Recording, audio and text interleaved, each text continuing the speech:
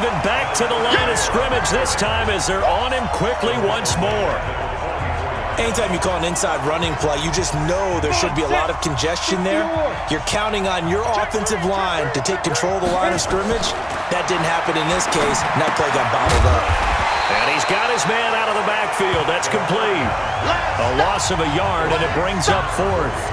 Really good defensive effort. They were all over that little swing pass out to the right side before lost yardage. Terrific read, better execution, and done with a lot of enthusiasm, wasn't it? Absolutely. They saw it all the way, ran to the football, and caused a nice play for lost yardage. And now it looks like he's in some discomfort after being tackled at the end of that return. Well, he gets attended to. We'll step aside. The Tampa offense ready to get their drive started. And last time, one play interception. So this offense, they should be fresh. That's a good way of putting it.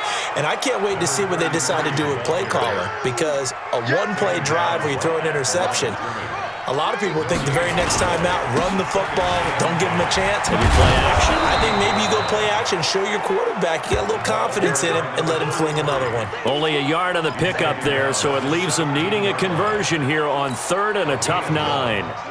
The Bucs on third down. They've hit 2 for 4 thus far. This is 3rd and 9. Vick to throw it. Yeah, that one's going to be knocked away and incomplete. That is the first time that they've targeted him that he has not come down with a catch. He's caught everything that's been thrown his way, a dominant pass receiver that can break down any defense, because when he's doing that kind of work, it really hurts you on the back end. And even though it's an incompletion there, I think they're going back to that well. Now on 4th down here, that pass knocked away and incomplete. So certainly an interesting call there to go for it. And boy, possession here turns over with a football already being in the red zone. I don't know why you would do that. It's almost guaranteed points the other way. I mean, I get it if it's a late game situation, maybe even 4th and inches. But boy, that's a huge risk to take. Yeah, now they're set up in prime position going the other way. And now the drive starts with a completion out to the right. And a loose football. And it's picked up by the Buccaneers. Some guys just have a knack for creating turnovers. He's got a little bit of that going. He forced a fumble last week, another one there. And it just drives teams crazy because they realize that certain guys, as you said, have that knack, and they're trying to keep them away from that overwhelming desire, that overwhelming need to get to the football and make it happen, and that he does. Getting set to go again as we look at the back, heading onto the field again. The passing game, they've had more success there than the running game. Maybe something they game plan for. How come they didn't tell us about it? Because they wanted to keep it a secret. We did ask, didn't we? But I think what happened in this one is they've realized that they've established the run pretty well, and teams are going to key on that. They thought they could open it up and have success through the air, and that's exactly what's going on. Yeah, they've had success, at least so far here in the second quarter. On 2nd down now, it's Green. And he is met in his tracks behind the line of scrimmage. That'll be a loss of a yard, and it leads to a 3rd down. It's a tough one right there. He ran right into the teeth of the blitz as the linebacker was freed up in order to stuff that one for a loss. I think quarterbacks got to see that. Got to find a way to audible into something a little more advantageous. He's going to fire one deep over. And got his man complete. Personal foul, roughing the passer, defense. So a little extra on top of the big play there. It's tough for guys rushing the passer, but you have to know when the ball is gone. And if you listen, officials will tell you ball's gone. He didn't pull up. A bad time for a roughing penalty, and they get the gift of a 1st and 10. They'll run it here. This is their fullback getting the carry. And they've got it in the red zone now, down at about the 19. It's a 7-yard carry to set them up with a 2nd and 3.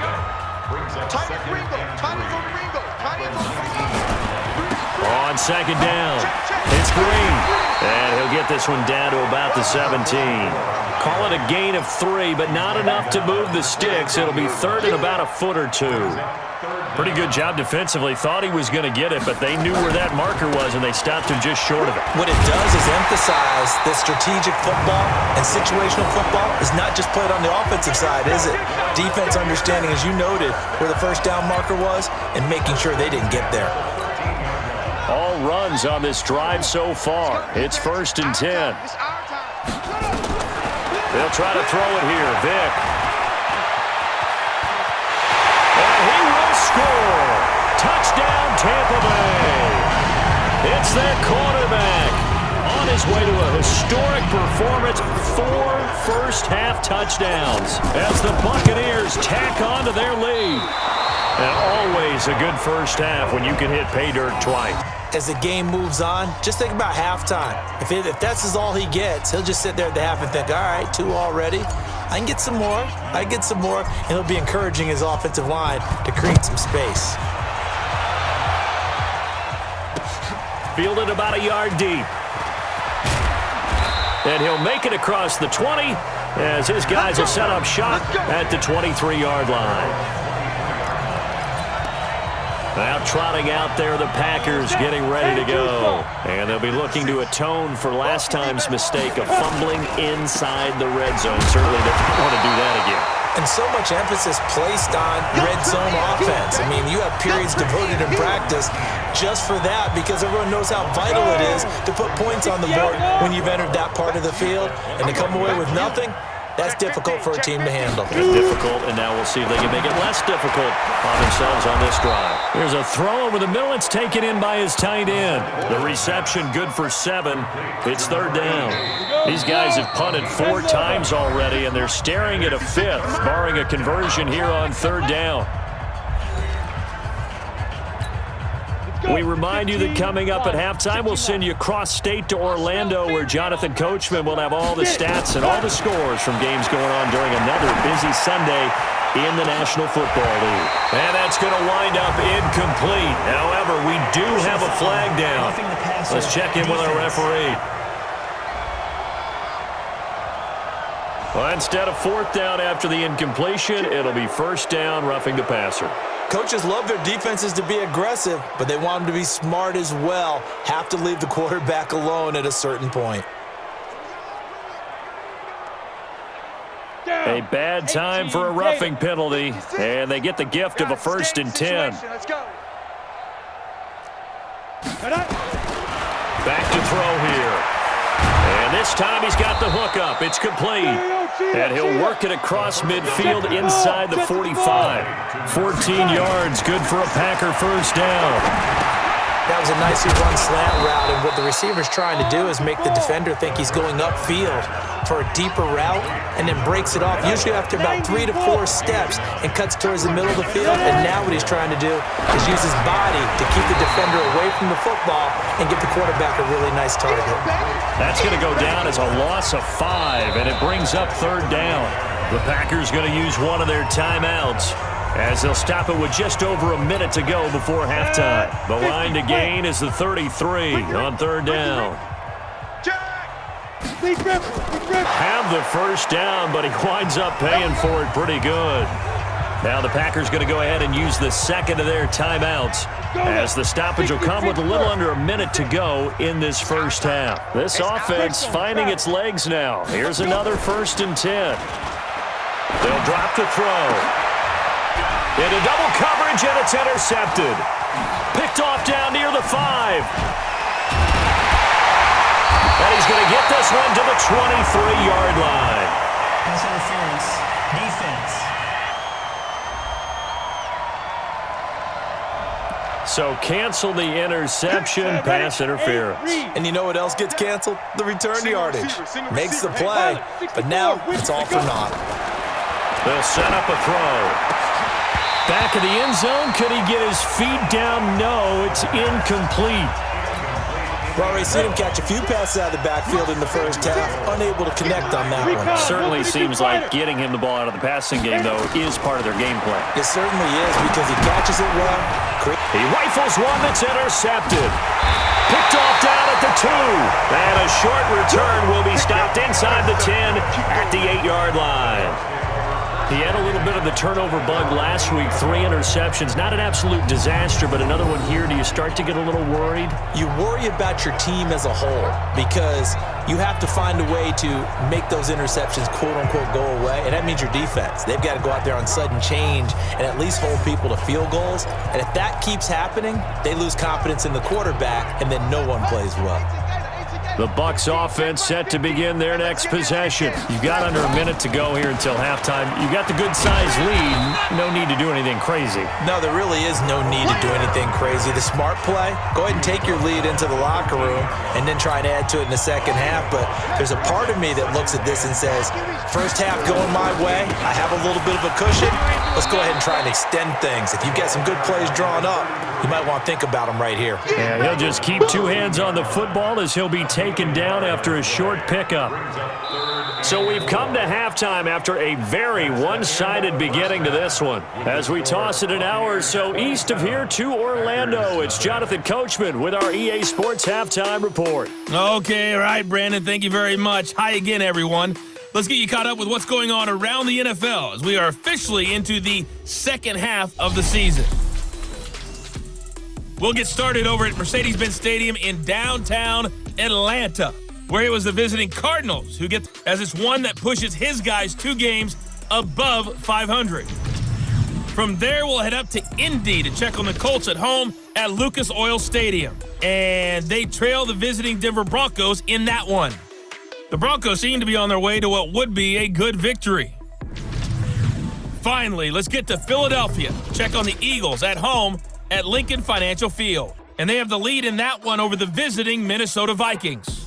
The Eagles still in a dogfight, but this would be a good victory for them if they could get it.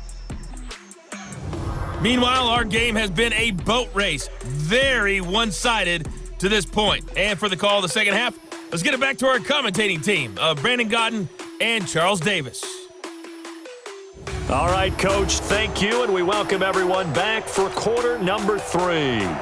The Bucs with the lead, and they'll get the football first as the second half is underway. This is fielded a couple yards deep.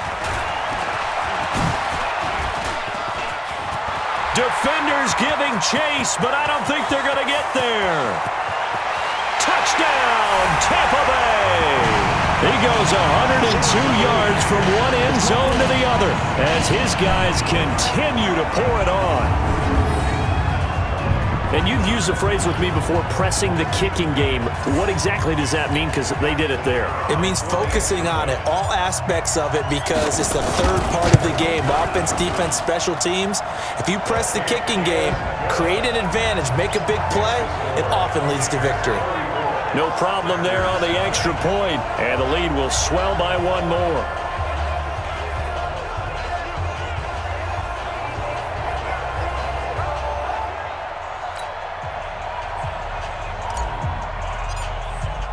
So let's try this again. After the kick return TD, here's yet another kickoff.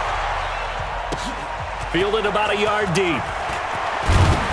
And he'll get it up past the 20 to the 22-yard line.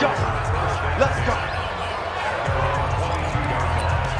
Here's the Packers offense now getting set to start off this third quarter. They come out here with a 0 on the scoreboard. What was said in that locker room? That's what I want to know. I would love to have been in there because we often have the feeling that there's a lot of shouting, screaming, people upset.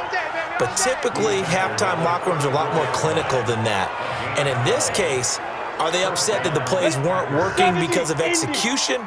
Or did they think they were just bad plays to call? Yeah. We'll find out pretty quickly here if they feel like they had something going. But Complete. This will be stopped about 2 yards shy of the marker. 8-yard gain, 2nd and 2. Facing a 2nd and 2 after that last catch, good for 8 yards. 2nd and 2. Wide open receiver complete. And they'll wind up getting this one all the way down inside the 20. They're still looking for their first touchdown of the game, and for a second, I thought they had it right there. Looking on the sideline, it's finally good to see nods of approval. It's a welcome sign of life that this offense needed. Throwing on first down, but this one winds up to be incomplete. Before the game, they were running the route tree about as efficiently and effectively as we